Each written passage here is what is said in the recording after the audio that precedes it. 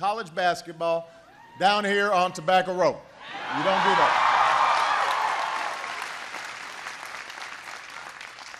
Now, this is actually my second stop in Raleigh-Durham. I just took a tour of a company called Vacon, where workers design the drives that power everything from elevators to the giant fans that help cool buildings like this one, although I think we're kind of saving money on this one, which is the smart thing to do.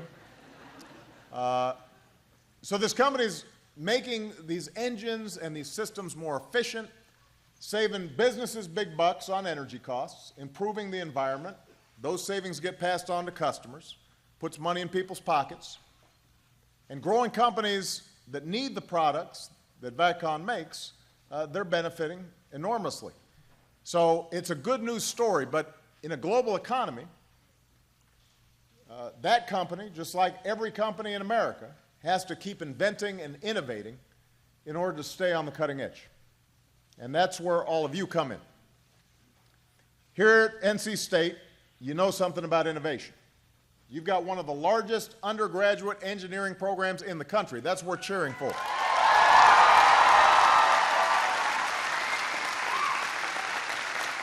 Yeah. I'm a lawyer by training, and that's nice. But we need more engineers. So, companies like Cisco and IBM, they come to this school when they're looking to hire because of the quality of the engineering program. And over at Centennial Campus, some very smart people experiment in state-of-the-art facilities to figure out everything from how to design better fireproof fabrics to how to better protect our computer systems. So the reason I came here today is because we've got to do more to connect universities like NC State with companies like Vacon to make America the #1 place in the world to open new businesses and create new jobs. We want to do that here in North Carolina, and we want to do this all across America.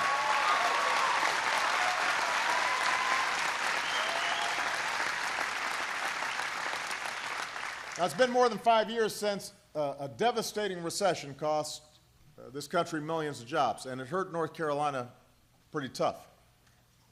But everyone here knows that even before the recession hit, the middle class had been getting hit on the chin for years before that. Here in North Carolina, factories were shutting their doors, jobs were getting shipped overseas. Wages and incomes were flatlining, so even if you had a job, you didn't see your standard of living going up very much. Meanwhile, the cost of everything from college tuition to groceries did go up. So when I took office, we decided to focus on the hard work of rebuilding our economy on a new foundation for growth and prosperity, and to make sure that everybody had a chance to get ahead. And thanks to the hard work and sacrifice of the American people, the good news is the economy is growing stronger. Our businesses have now created more than 8 million new jobs since we hit bottom. Because of an all-of-the-above strategy for American energy, for the first time in nearly 2 decades, we produce more oil here in the United States than we buy from the rest of the world. That hasn't happened in a very long time. We now generate more renewable energy than ever before, more natural gas than anybody on the planet. We're lowering energy costs, reducing pollution. Healthcare costs are growing at their slowest rate in 50 years. For the first time since the 1990s, healthcare costs eat up a smaller chunk of our economy, and part of that, yes, has to do with the Affordable Care Act.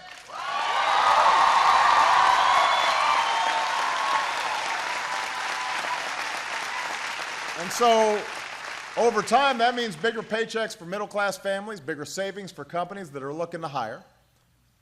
And along with all this, since I took office, we've cut our deficits by more than half. So we've made progress.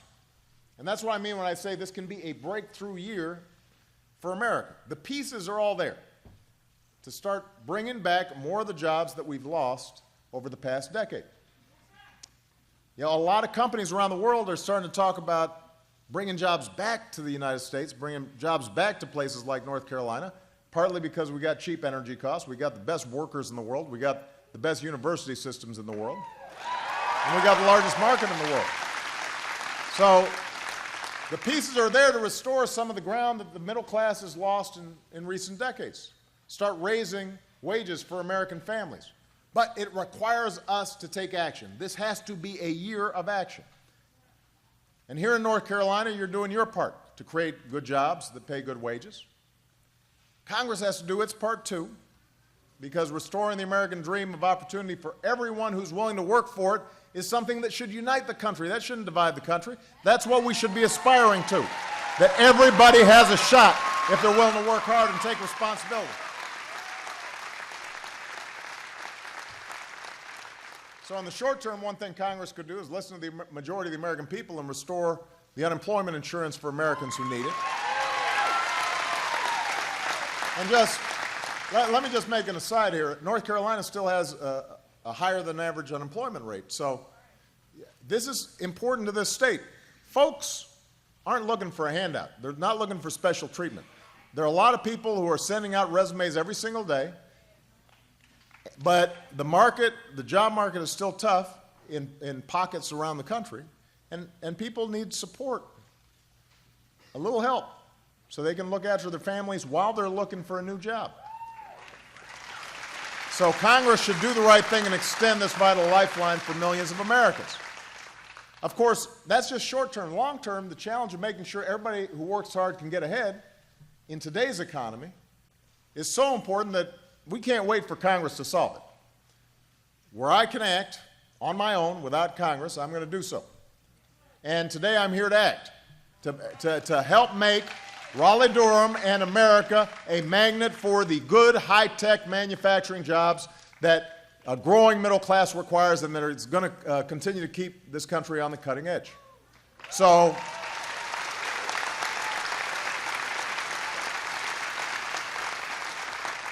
we've already got some success to build on. Manufacturing is a bright spot in this economy. For decades, we'd been losing manufacturing jobs. But now our manufacturers have added, over the last 4 years, more than 550,000 new jobs, including almost 80,000 manufacturing jobs in the last 5 months alone. So we want to keep that trend going. We want to build on the kind of work that's being done in places like NC State to develop technology that leads to new jobs and entire new industries. So a little over a year ago, we launched America's first Manufacturing Innovation Institute in Youngstown, Ohio. And what it was is a partnership. It includes companies and colleges. They came up with a joint plan. They were focusing on developing 3D printing technology and training workers with the skills required to master that technology. Now, that was a great start. We got one going, and some of the folks from Youngstown are here today, and we congratulate them on the great work they're doing. But here's the problem. We created one. In Germany, they've already got about 60 of these manufacturing innovation hubs. So we've got some catching up to do. I don't want the next big job-creating discovery, the research and technology, to be in Germany or China or Japan. I want it to be right here in the United States of America. I want it to be right here in North Carolina.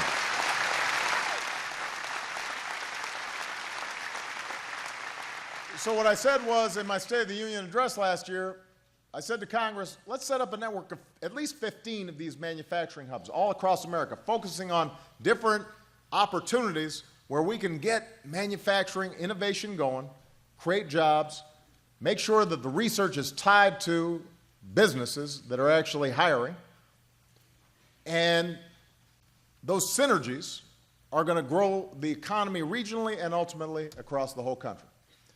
And last summer, as part of our push to create middle-class jobs, I said, you know what, let's not settle on 15, let's just go ahead and do 45.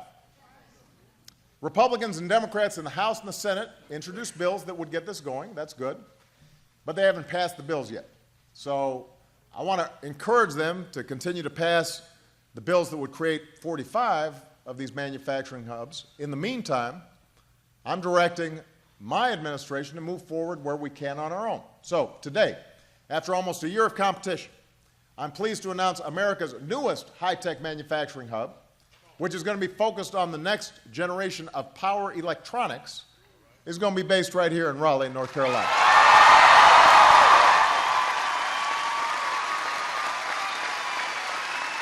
That's good news. That's good news.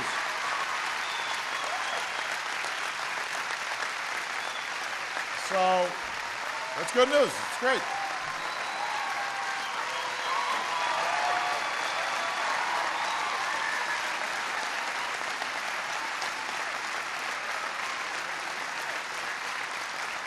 So, just like the hub in Youngstown, what we're calling the Next Generation Power Electronics Innovation Institute is bringing together leading companies, universities, and federal research all together under one roof. Folks at this hub are going to develop what are called wide bandgap semiconductors. Now, I was just schooled on all this. I'm not sure that I'm fully qualified to describe the technical elements of this. Raise your hand if you know what it is. Say, we got some. For all you non-engineers out there, here's what it means in the simplest terms. Semiconductors obviously are at the heart of every piece of electronics that we use every day. Your smartphone, your television set these days, everything. Public research helped develop them decades ago. And then that research allowed commercialization, new products, new services, and obviously not only improved the economy, but greatly enhanced our lives. So we want companies to run with the ball also, but first we've got to make sure that we're also doing the research and linking it up to those companies. Wide bandgap semiconductors, they're special because they lose up to 90% less power. They can operate at higher temperatures than normal semiconductors. So that means they can make everything from cell phones to industrial motors to electric cars smaller, faster, cheaper. There are going to be still applications for the traditional semiconductors, but these can be focused on certain areas that will vastly improve energy efficiency, vastly improve the quality of our lives. And the country that figures out how to do this first, and the companies that figure out how to do this best, they're the ones that are going to attract the jobs that come with it. So this manufacturing hub, right here, focused in North Carolina, go Pack.